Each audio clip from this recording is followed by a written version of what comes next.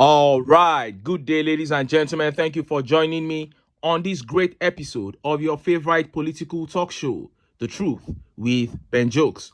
Now, as the protest in Kenya intensifies, many other African countries have started fixing dates to hold massive protests in their respective countries. And as docile as Nigerians are, I think the politicians are saying to themselves, you never can tell. Because if there is any time that this nation needs to be shut down, it is now. Because the suffering is just too much. And on two different occasions, Akpabio was on TV defending himself that he never said the Senate would approve jets for presidency, regardless of the fact that Nigerians are suffering. And some Nigerians said, Akpabio, are you getting scared that Kenya revolution may hit Nigeria? And popular obedient General Oluchi tweeted that with what is happening in Kenya, she wouldn't be surprised if Tinubu begins rolling out palliatives to bribe Nigerians. And it is just a proof of how clueless this government is. No matter the danger they are trying to avert, they have no other creative thing to do than to begin sharing palliatives. No ideas. Absolutely clueless. And to prove General Oluchi right, few hours ago, Tinubu went against the warning of the CBN governor, Yemi Cardoso. And once again, he is dishing out 155 billion naira to purchase food items to share as palliatives. First of all, this shows how predictable and clueless the government is because General Oluchi predicted this move. And secondly, this proves that there is serious confusion in Aso Rock because it shows that the words of Yemi Cardoso, the CBN governor, does not count.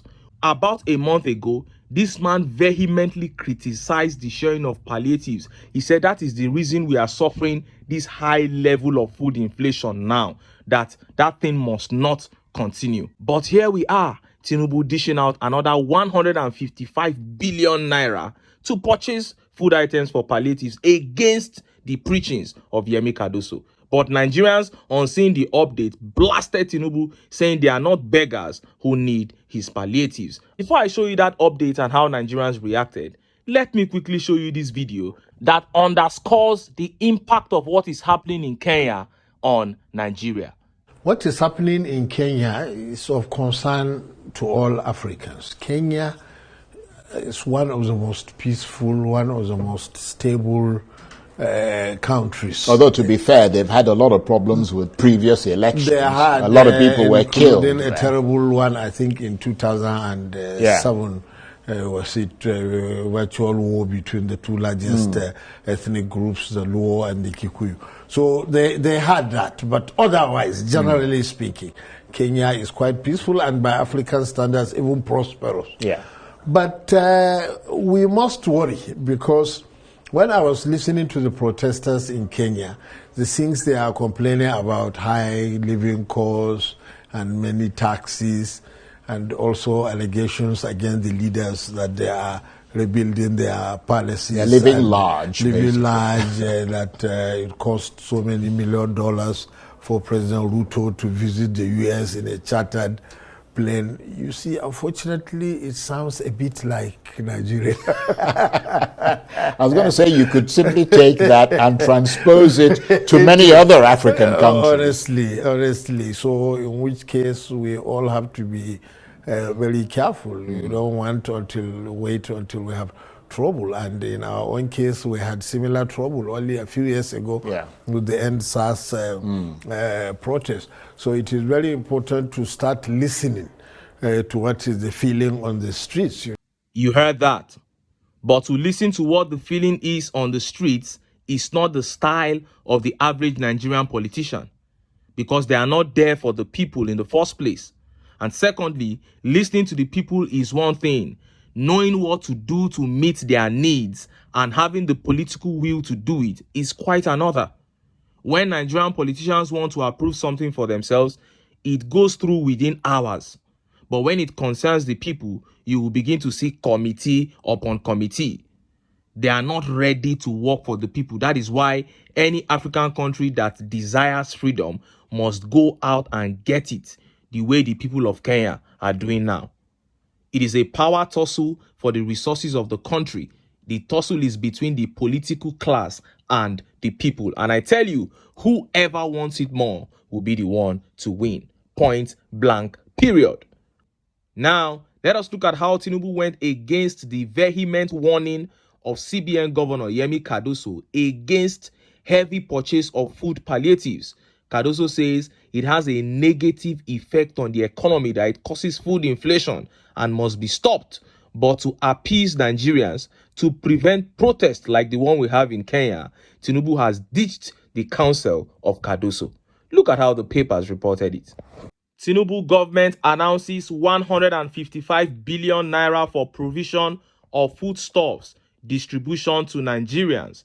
Reporters.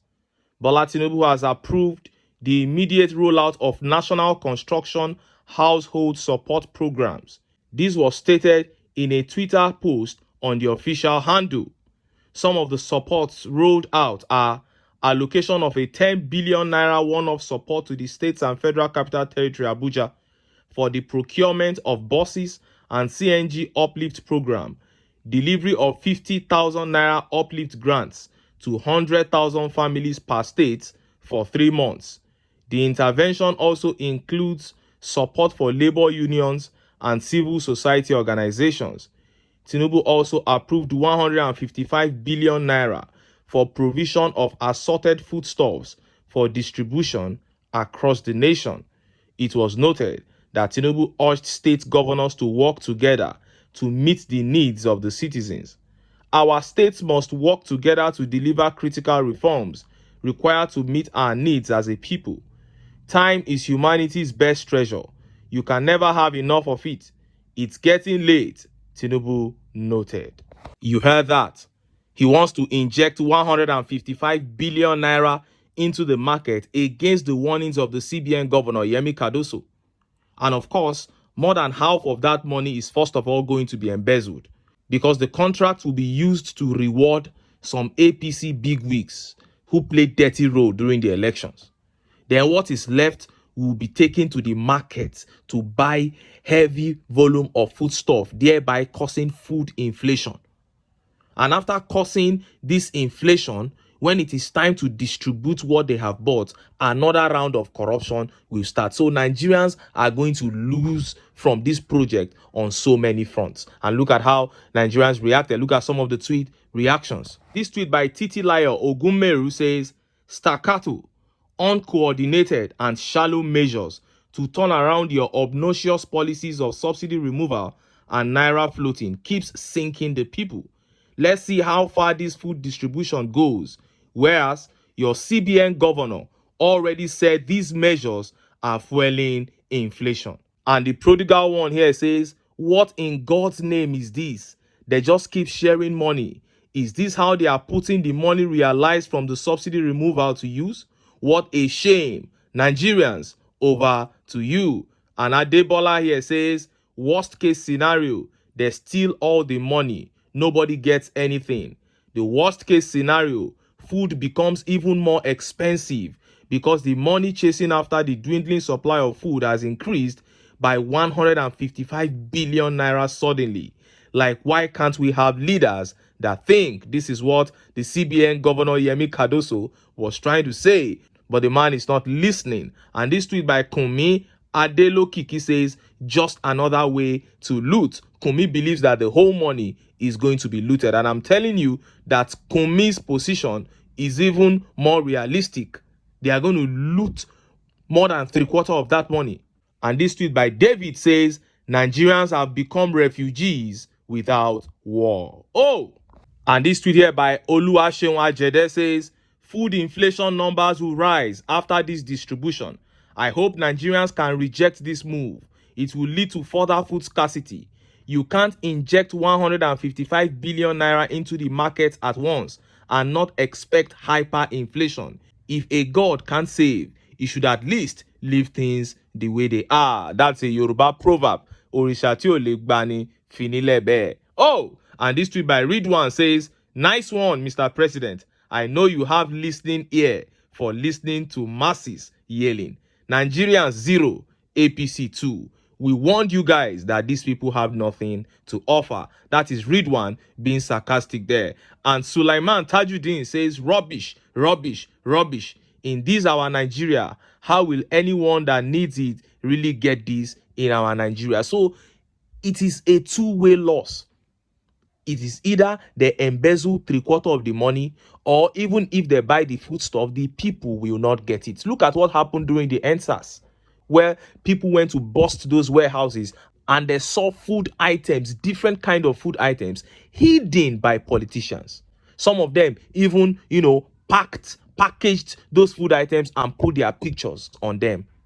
These were food items that were given from other countries. They were given to Nigerian government from other countries to share to Nigerians as palliatives during the lockdown, but they kept them for campaign.